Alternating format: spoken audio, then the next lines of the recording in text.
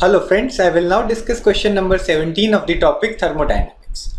For the reaction at 298 Kelvin, 2A plus B gives C. तो कोई arbitrary reaction हमें दिया हुआ है, एग्जैक्ट हमें एलिमेंट्स वगैरह मेंशन नहीं है. For that reaction delta H की वैल्यू है 400 kilo joules per mole and delta S की वैल्यू एंट्रोपी चेंज इस रिएक्शन का है 0.2 kilo joules per kelvin per mole. At what temperature will the reaction become spontaneous? तो मुझे temperature की वो वैल्यू बतानी है जहां पर ये रिएक्शन स्पॉन्टेनियस हो जाएगा considering delta H and delta S to be constant.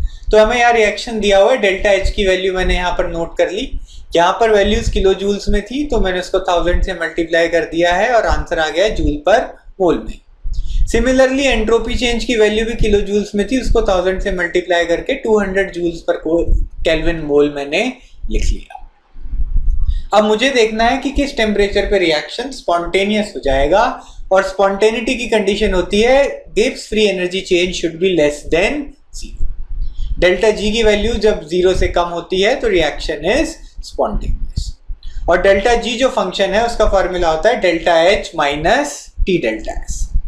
तो delta H minus T delta S की वैल्यू जहां जहां 0 से कम होगी उन वैल्यूज पर आपका रिएक्शन विल बी स्पॉन्टेनियस. तो हमें एक सिंपल सी इनइक्वालिटी सॉल्व करनी है. डेल्टा एच की वैल्यू 400,000 पुट कर दी मैंने, माइनस टी की वैल्यूज, टी की रेंज हमें निकालनी है और डेल्टा एस की वैल्यू क्वेश्चन में दी हुई थी 200.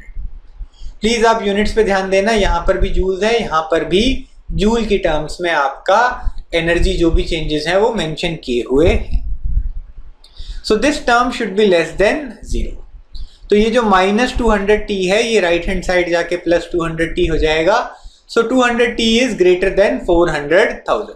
ये काफी सिंपल सी इनइक्वालिटी है जो आपने मैथ्स में करना सीखा हुआ है.